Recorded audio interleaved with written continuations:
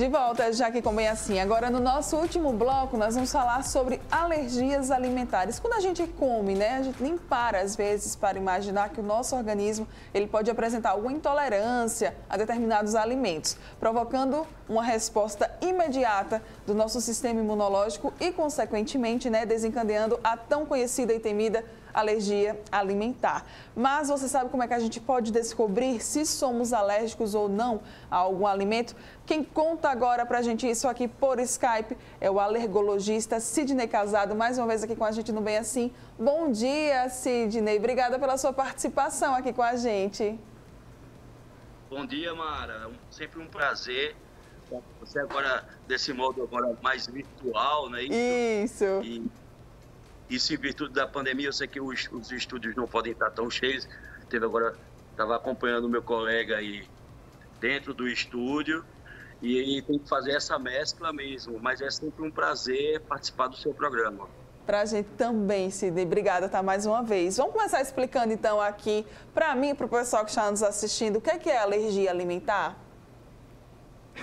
Bom, a alergia alimentar. Primeiro, bom dia a todos os seus telespectadores, tá?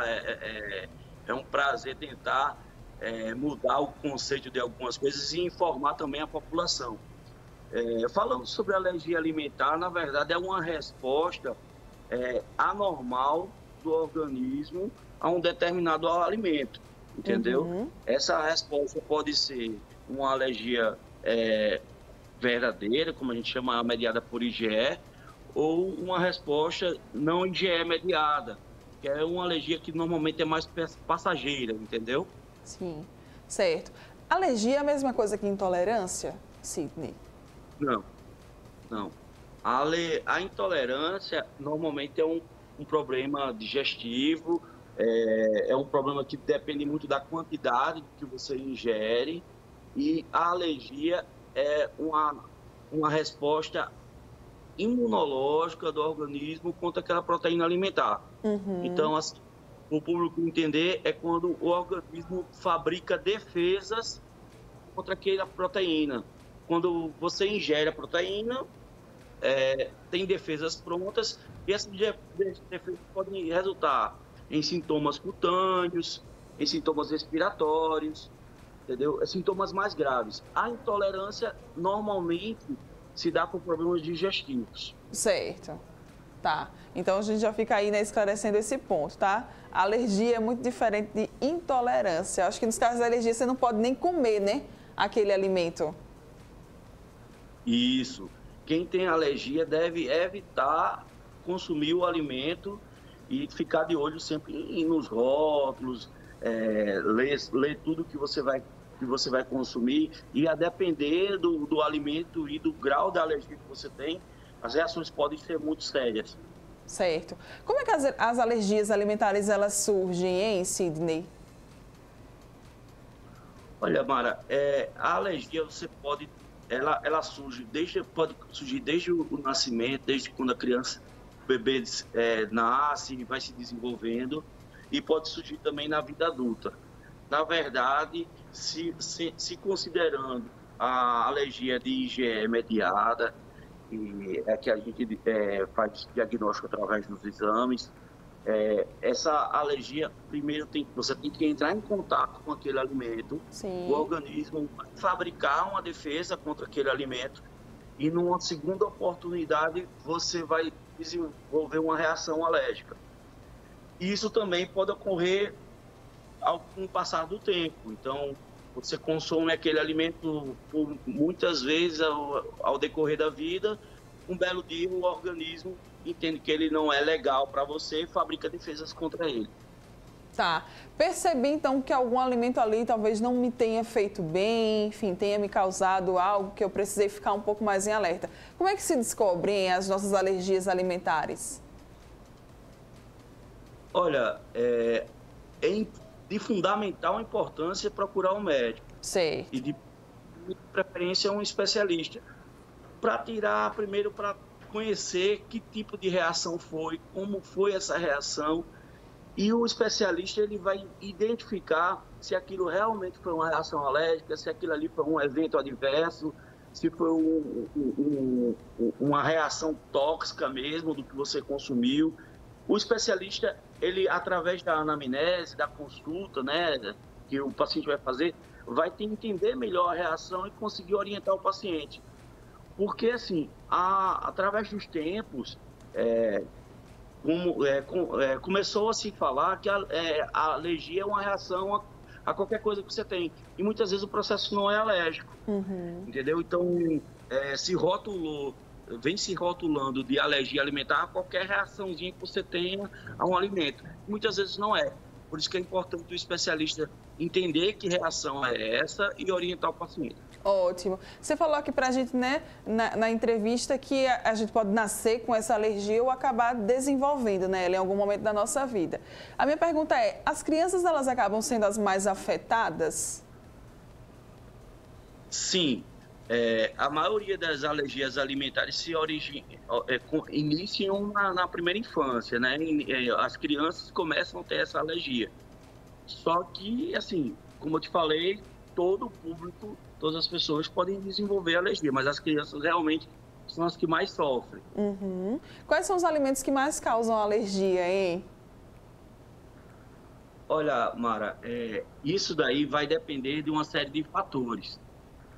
Como fatores geográficos, culturais, fatores genéticos. Então, assim, os principais alimentos que a gente tem que causam alergia no Brasil é diferente de alguns países da Europa, dos Estados Unidos. Sim. De forma geral, assim, que são em comum em todos esses lugares, são as proteínas que são mais usadas no dia a dia mesmo. Então, o leite, o ovo, o trigo, o amendoim, as oleaginosas, os peixes, esses daí são os que mais comumente, os mariscos, né, são os que mais comumente causam alergia.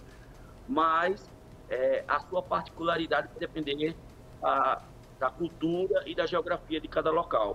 Joia. As alergias, elas podem acabar acarretando algum transtorno alimentar, algum transtorno nutricional ou não? Sim, com certeza. Sobretudo, inclusive, quando é mal diagnosticado. Assim, vamos dividir aqui. Se o paciente realmente é alérgico, vou dar um exemplo muito comum na primeira infância, que é a alergia à proteína do leite. O leite é muito importante para o crescimento e desenvolvimento da criança. Então, assim, tem que ser trabalhado de forma que a criança suplemente, na verdade, esse déficit. Então, tem que ser um acompanhamento junto com o profissional nutricionista para que a criança não tenha esse déficit por conta da retirada do alimento que ela é alérgica, principalmente quando é um alimento de tão importância como o leite. Então, o paciente que é alérgico, por exemplo, à proteína do leite, e não é feito um trabalho em torno disso, ele às vezes vai, mesmo que ele retire o alimento que ele é alérgico, se ele não for suplementado, ele pode ter déficit de crescimento, por exemplo, de desenvolvimento, entendeu? E, por outro lado, se não for retirado esse alimento, né, que ele é alérgico, também vai ter complicações orgânicas, e a criança às vezes tem problemas gastrointestinais que fazem também com que ele não cresça, não desenvolva. Então, isso daí é importante, isso nos pacientes alérgicos. Tá, joia. Do outro lado, como eu te falei, tem os pacientes que são mal diagnosticados. Então, eu já encontrei pacientes meus que tinham uma lista de uma série de alimentos que, teoricamente, seria alérgico. Essa paciente não comia nada, fez anorexia, tinha medo de colocar qualquer coisa na boca. Por quê? Por um erro diagnóstico. Então, é importante um diagnóstico preciso para o paciente não deixar de comer coisas que são essenciais no seu dia a dia. Ótimo, muito bom você falar realmente isso, tá? Que é importante, né? Tá aí então a importância de um diagnóstico bastante preciso sobre alergias alimentares. Outra dúvida que eu tinha anotado aqui é se esses casos de alergias alimentares, eles estão aumentando ou se é só uma impressão mesmo da gente. Falo isso tanto assim pela alergia à proteína do leite, pela alergia ao glúten, né? Muitas pessoas não estão nem podendo realmente comer. Enfim, são apenas aí, citei agora aqui os dois principais que me vieram à mente. Estão realmente aumentando esses casos ou não? É uma impressão? realmente estão aumentando e existem vários fatores que corroboram para esse aumento, né? Primeiro, a eficiência diagnóstica. Então, assim, tem uma parcela que já existia, só que não existia diagnóstico. E também pela exposição dos pacientes aos alimentos, né? Os alérgenos, o crescimento da indústria com os alimentos industrializados, o próprio cruzamento genético de filhos, de pais alérgicos. Então, isso aumenta a probabilidade, entre uma outra série de fatores, mas realmente estão aumentando, sim. Certo. Vamos falar então agora de tratamento. Tem tratamento para as alergias alimentares, depois que a gente descobre quais são elas? Olha, a princípio, o único tratamento eficaz é não comer o alimento, né? Isso é para a maioria das alergias alimentares. Sim. No entanto, tem alguns casos específicos, por exemplo, a alergia à proteína do leite, que, dependendo da situação do paciente que é alérgico à proteína do leite, dependendo dos sintomas que ele teve, que ele desenvolveu, se é indicado fazer um tratamento de dessensibilização. Aí é feito com a própria proteína do leite, entendeu? Então, nos casos do paciente com alergia à proteína do leite, que a gente chama de APLV, pode ser feito sim uma dessensibilização, mas também é analisado caso a caso, porque não são todos os pacientes com APLV que têm indicação de dessensibilização. Joia. Tem como se prevenir uma alergia alimentar? Não, infelizmente, assim, a única coisa que pode ser feito, tem que ser um trabalho em conjunto, tanto com a pediatria e também com o nutricionista, é orientar a introdução alimentar. Por quê? Como você perguntou e eu respondi, grande parte das alergias alimentares se dão na primeira infância. E muitas delas são até transitórias, não vão continuar no decorrer da infância. E muitas vezes acontece pela exposição precoce daquela proteína. Então, o nutricionista, o pediatra tem que orientar corretamente a introdução de cada proteína para não induzir uma reação antes do que deveria acontecer. Muitas vezes até não acontece. E aí, aos alérgicos, é importante ficar atento ao rótulo dos alimentos, né? Sim, com certeza. Eu digo sempre que o paciente alérgico, ele começa a ser leitor de rótulo, né?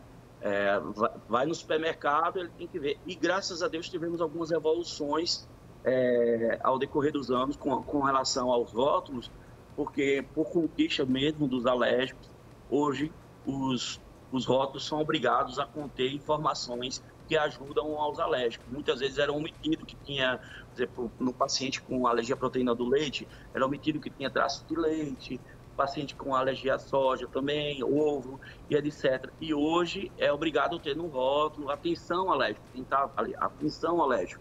Podem conter aí 2 pontinhos e vai ter as proteínas que podem conter naquele alimento. Isso realmente foi um grande e bom avanço.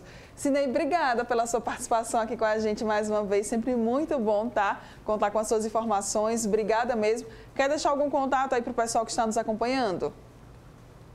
Bom, primeiramente eu que agradeço. Sempre um prazer estar aí com você, contando com a sua simpatia.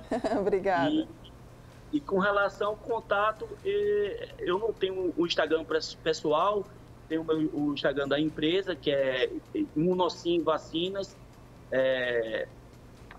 lá do Instagram. E atendo também na rede Apivida, que acabou de falar com o nosso colega, e na Alergoderme também. Tá joia. Muito obrigada, então, mais uma vez pela sua participação. Tenha um bom dia, tá?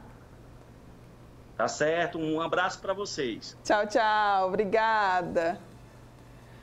A Apivida, mais uma vez, ainda contribuindo com a gente, trazendo excelentes profissionais para passar informações muito importantes para você que nos acompanha. Agora sim, nós vamos chegando aqui ao fim de mais um Bem Assim. Obrigada pela sua participação.